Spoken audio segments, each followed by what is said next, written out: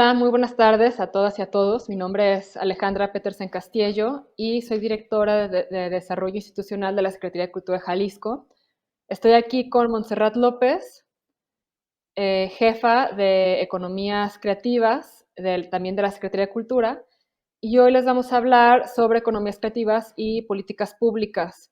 Generalmente pensamos que lo creativo y lo digital a veces está al servicio de cosas, de cosas como el entretenimiento, por ejemplo, que nos es algo más común, pero en este caso les vamos a platicar de una estrategia de innovación que pusimos al servicio de la revisión de políticas públicas en un ejercicio de participativo, completamente virtual a partir de la pandemia y lo que vivimos en torno a ella. Al finalizar, le pasaré la voz a Montserrat, quien nos platicará sobre economías creativas de la Secretaría de Cultura, cosas interesantes como desde el cambio de nomenclatura de su área y lo que eso también implica a manera de programación y de estrategia, y sobre los distintos programas que se han desarrollado en torno a ello. Entonces, compartiré pantalla. Muy bien. El proyecto del que les voy a hablar se llamó Innovación para la Cultura, que se desarrolló en conjunto con el British Council México en el transcurso de 2020-2021. Empezó, con el British Council ya habíamos trabajado varias cosas y justo cuando pegó la pandemia fue momento de evaluar todo nuestro quehacer, todo lo que habíamos hecho y hacer una pausa, ¿no? Como el resto del mundo lo hizo. Y a partir de eso desarrollamos un programa entonces de revisión de lo más profundo de la Secretaría de Cultura que tiene que ver con las políticas culturales que nos rigen.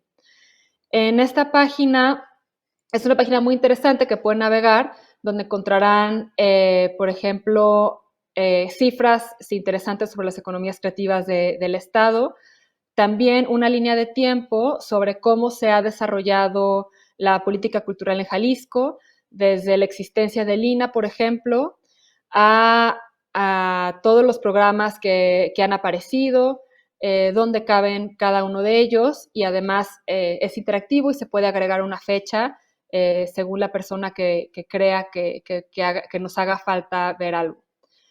Innovación para la Cultura abrió convocatoria, finalmente se eligieron a 25 participantes que con un diseño en la plataforma de Miro se hicieron una serie de ejercicios para revisar algunas cuestiones, por ejemplo, de las aspiraciones, de los miedos, de la visión de ese instrumento de política pública, de imaginarnos y de visualizarnos unos futuros posibles de la cultura con este tipo de ejercicios sobre encabezados de periódico. Todo este ejercicio duró varios meses y finalmente derivó en un reporte de recomendaciones que se puede descargar aquí mismo y que tuvo finalmente 3 pilares que tienen que ver con la equidad, la diversidad y la inclusión, sobre la gobernanza cultural y sobre la economía de la cultura, que en un momento les voy a platicar un poco más a detalle de estos 3 pilares. Todo esto, bueno, además nos reuníamos una vez cada 2 semanas, pero en el Inter los participantes tenían una serie de actividades que tenían que socializar con el resto de con la esfera donde ellos estaban insertos. Y esto es lo que me parece que también es muy relevante sobre el caso de Innovación para la Cultura, que es una caja de herramientas donde bueno, se da la bienvenida al programa, sobre el objetivo del programa, sobre los espacios virtuales, sobre las expectativas y también sobre todo el proceso que implicó Innovación para la Cultura. Entonces, por ejemplo, unas de las herramientas que se pueden revisar en la página y aplicar de manera directa a personas que estén buscando desarrollar este tipo de dinámicas participativas tienen que ver con los diferentes diálogos entre el grupo sobre cómo desarrollar un tipo de dinámicas participativas que nos las imaginamos más bien en lo presencial, como estos ejercicios con post-its de mucho diálogo y de mucha interacción, pero cómo llevar eso a la esfera digital y tener un ejercicio participativo fructífero y que realmente fuera útil a los fines que nosotros necesitábamos, que fue este reporte de recomendaciones. Bueno, fue indispensable. Les voy a mostrar esta presentación sobre los resultados, que bueno, en corto fueron 3 pilares centrales, se acotaron 20 objetivos y se desarrollaron 130 acciones a lo largo del programa. El primer pilar se llamó accesibilidad y agenda de equidad, inclusión y diversidad. Entonces, también se buscó muchísima diversidad dentro de los participantes, es decir, se buscaron que la convocatoria fuera lo más amplia posible y tener representación de personas de diferentes edades, por ejemplo, personas que tuvieran más de 60, 70 años, personas que fueran también de comunidades indígenas. Nos parecía indispensable tener ese punto, esa visión incluida, y también personas con diferentes tipos de discapacidad, todas ellas involucradas de alguna forma u otra en el mundo cultural y creativo de Jalisco. En el punto de accesibilidad, bueno, tuvimos personas que tenían discapacidad visual, discapacidad auditiva y discapacidad también motriz, y entre todas ellas pudieron también delinear un tipo de recomendaciones bueno, que pudiera ir transitando barreras técnicas y tecnológicas, de infraestructura, de lenguaje, de inclusión, que históricamente no se han considerado. Entonces, estas recomendaciones sí las consideran. El pilar 2 se llamó gobernanza cultural y se trataba de una serie de recomendaciones que aseguraran la responsabilidad, la transparencia, la respuesta, la equidad, la inclusión, la estabilidad, la rendición de cuentas y la participación amplia entre los actores del sector cultural, sociedad, gobierno, iniciativa privada, entre otros. El pilar número 3 se trató de economía de la cultura, que es algo que también Monse tomó para desarrollar las acciones que ha estado haciendo en estos últimos años. Y se trató de las recomendaciones, tomaba como punto de partida acciones para el impulso y la sostenibilidad económica de la cultura, reflejando un entendimiento por el retorno, impacto económico y social que generan las actividades, prácticas o creencias asociadas a la cultura. Entonces, de las 113 acciones que se identificaron en el reporte de recomendaciones, ya una vez que regresó a nosotros a Secretaría de Cultura, identificamos que 32 de ellas lo que proponen es una mejoría dentro de lo que ya se hace en la Secretaría de Cultura, y 68 identifican programas o actividades que necesitan fortalecerse, y 13 que tienen que ser abordadas en coordinación con otras áreas de gobierno, es decir, situaciones, por ejemplo, que tienen que ver con las economías creativas, que sin el área económica es necesario vincularnos también con el gabinete económico para poder hacer algo muchísimo más vinculante y fuerte. A partir de estas acciones, ya una vez que se empezaron a desarrollar, implementamos algunas acciones de mejora. Por ejemplo, uno de ellos fue Cultura LSM, que una vez al mes tenemos una puesta en escena con interpretación de lengua de señas simultánea. Entonces, tener este espacio donde las personas con discapacidad auditiva puedan vincularse con el quehacer de la Secretaría nos parecía importantísimo, y no solo para abrirnos a la comunidad sorda, sino también para sentar un precedente de cómo se pueden hacer acciones que no son tan complicadas y que el sector privado que organiza puestas en escena, teatro, y la comunidad en general de teatro las puede ir implementando. Y eso también ha tenido mucho éxito. Mucha gente se ha acercado a nosotros para ver de qué maneras pueden implementar estas acciones y atraer otro tipo de públicos a sus actividades. Otras acciones también que empezaron a partir de estas recomendaciones y que son a largo plazo es la revisión y ajuste de la ley de mecenazgo y la revisión de la ley de fomento de la cultura.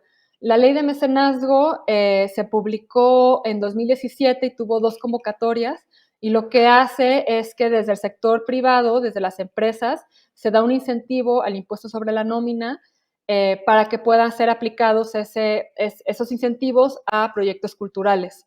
Pero es un proceso muy complicado, al final no dio los resultados esperados y estamos en revisión justo con la coordinación del Gabinete Económico para hacer que esta ley funcione y entonces poder también tener inversión de lo privado en proyectos culturales y artísticos del Estado.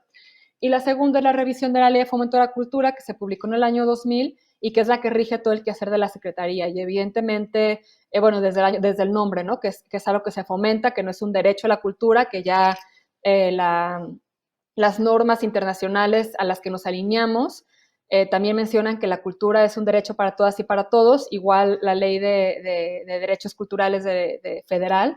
Entonces, bueno, hacer esta revisión con los ojos de innovación para la cultura y con este enfoque de derechos nos parece que es importantísimo. Entonces, bueno, a grandes rasgos, esto fue innovación para la cultura, y una de las cosas también más interesantes que surgió del proyecto son todos los ajustes que ha hecho Montserrat a su programa y a sus acciones, que nos platicará en breve.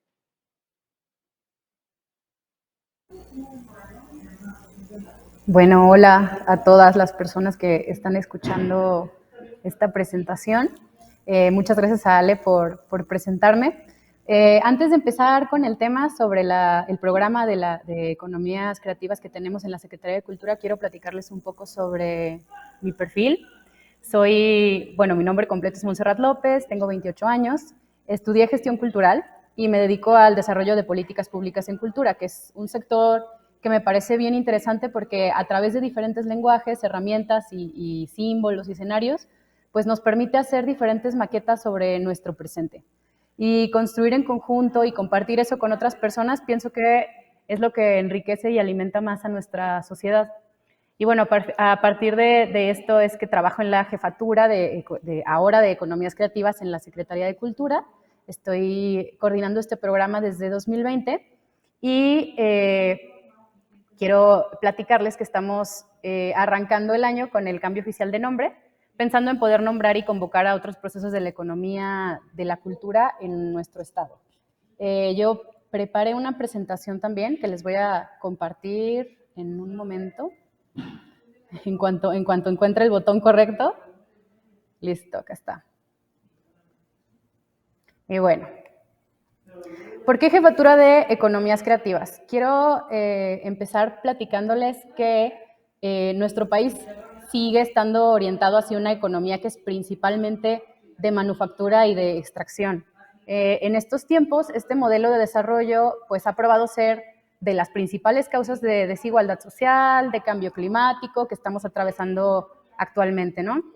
Las economías creativas son un nuevo modelo que proponen que los cimientos de una economía potente están en las personas y en las ideas.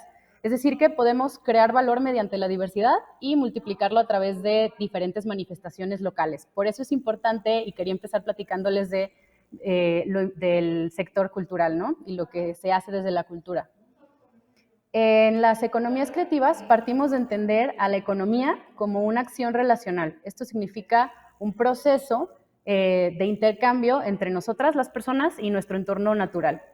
Esto da lugar a un intercambio de recursos, procesos y experiencias que pueden ser materiales o inmateriales, o sea, bienes o servicios, hablando de economía, y que tienen un valor, reconociendo su valor de cambio social, simbólico y expresivo. Por eso, ahora en la jefatura no dejamos fuera al mercado la mercantilización de productos y la generación creativa de conocimientos e ideas.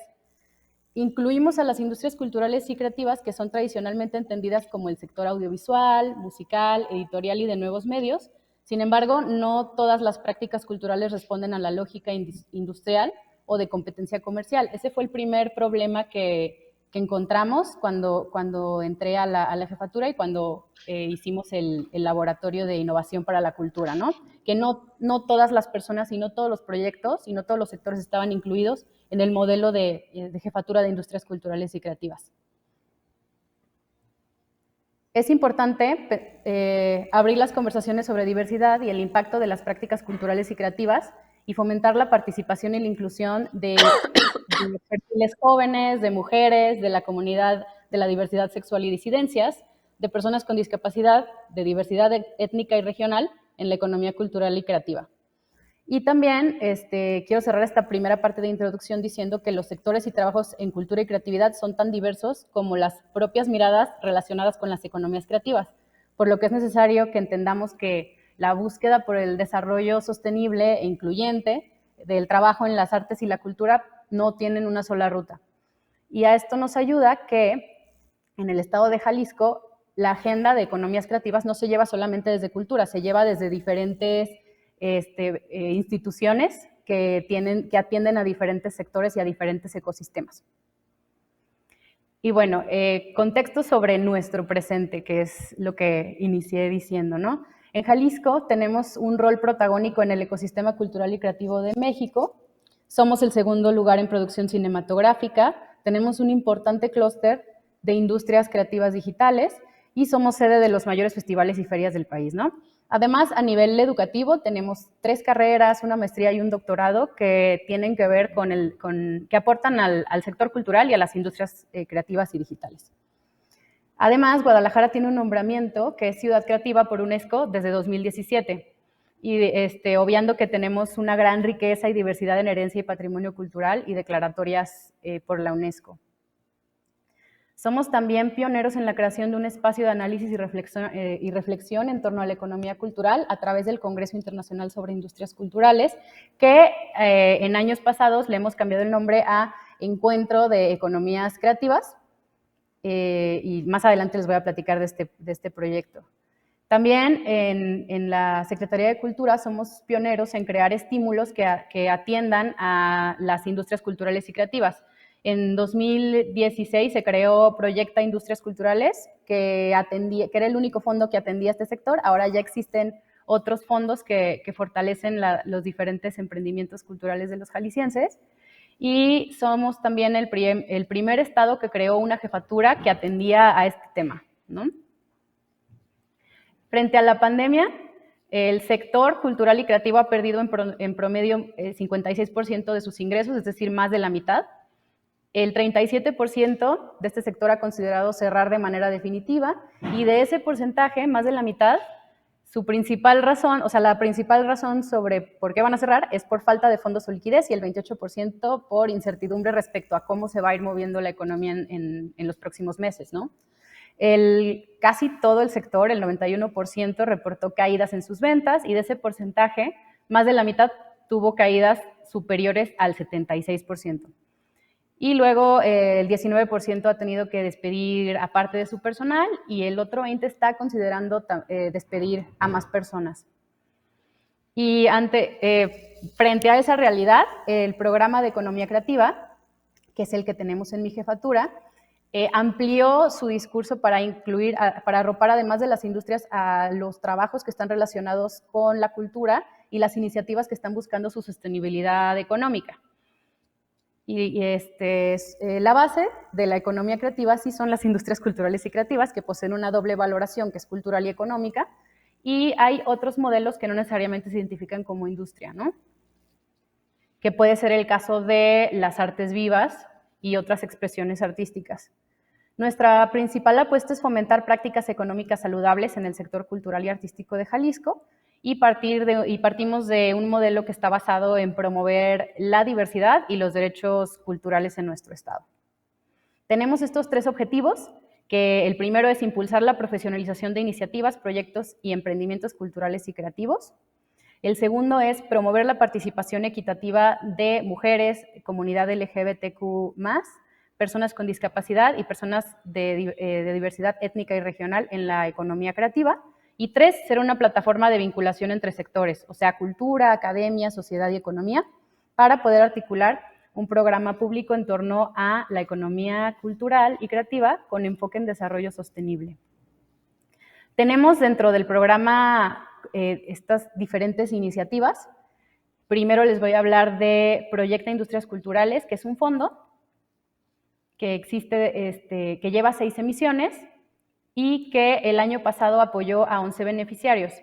Este fondo apoya a empresas culturales y creativas que el año pasado estuvo dedicado a las que tuvieran modelos de trabajo innovadores en el contexto de la pandemia, y lo que nos ayuda a generar es un mapa de industrias y emprendimientos que tienen que ver con el sector cultural y creativo, ¿no? Y a partir de este fondo hemos podido mapear así algunos de los beneficiarios.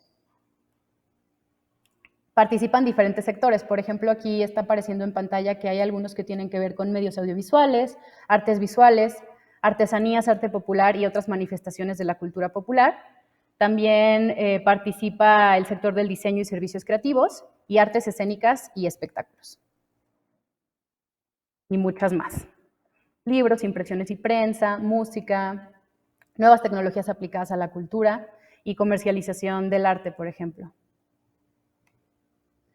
Ahora, BASE es un laboratorio de economía creativa que durante 2021 tuvo su generación piloto y que tiene todavía un proceso abierto que va a terminar en abril más o menos. Y BASE es un programa de acompañamiento profesional en el que buscamos desarrollar habilidades clave para conseguir que vivir del arte y la creatividad sea económicamente sostenible en Jalisco. Este laboratorio, que en este año está acompañando a 6 iniciativas súper diferentes entre sí, permite a las creativas que gestionan cada una de ellas organizar su desarrollo profesional y explorar su ruta creativa para poder hacer un plan a 3 años, un plan de sostenibilidad a 3 años. Este laboratorio incluye un programa de mentorías para cada iniciativa y también un programa de formación que se compone de talleres, asesorías, charlas y momentos de trabajo de intercambio colaborativo para que los proyectos se complementen entre sí, se puedan apoyar y puedan ir creando una red sólida, ¿no?, de trabajo. En el objetivo 2, que es promover la participación equitativa de diferentes comunidades, lo tomamos como un eje transversal en todo el programa y en toda la Secretaría de Cultura. Y en este eje, en el programa de Economía Creativa, diseñamos programas con perspectiva de género, de inclusión y de descentralización. Esto quiere decir que hemos tenido que ajustar los indicadores y los criterios de evaluación de nuestros fondos y de todos nuestros proyectos para garantizar que sí esté participando la mayor diversidad de personas en el programa. En el objetivo 3, que es ser una plataforma de vinculación entre sectores, tenemos el encuentro anual que en el 2020 se llamaba todavía Congreso Internacional sobre Industrias Culturales y Creativas. Este congreso se trató sobre economía creativa en 2020, sobre innovación y políticas públicas, porque estaba activo ahí el laboratorio de innovación, y también se trató de nuevos modelos de producción, distribución y vinculación que nos ayudaran a innovar de cara a lo que estaba pasando con la pandemia. Fue el primer año que estuvimos en confinamiento y también fue el primer año que tanto los emprendimientos culturales como las personas que se dedican a la cultura y las artes y las industrias se tuvieron que empezar a adaptar o en algunos casos entraron en una gran crisis. Hacia el segundo año ya le cambiamos el nombre y se llama Encuentro de Economías Creativas. Fue en octubre del año pasado y nuestro tema principal fue las economías creativas para el desarrollo sostenible, pensando en que las economías creativas permiten que todo esto esté en juego, ¿no? Tanto el desarrollo social, el cultural y el económico, especialmente en nuestro estado que es tan potente en las tres cosas, ¿no? Ese es el programa de economías creativas en la Secretaría de Cultura de Jalisco. Los 3 proyectos que les platiqué van a estar activos en 2022 y espero que cada vez más personas, especialmente las jóvenes, se sientan identificadas y participen y piensen en lo valioso que sería desarrollar su carrera en alguno de los sectores que hay, tanto en las artes como en las industrias culturales y creativas. Y pues nada, esa fue nuestra participación. Muchas gracias a Ale Petersen también. Y nos Muchas despedimos. gracias, Monse. Y los invitamos a seguir las actividades de la Secretaría de Cultura y también involucrarse, que es una parte también muy importante de ser, bueno, de considerarse en esta esfera de gobernanza participativa. Muchas gracias por escucharnos.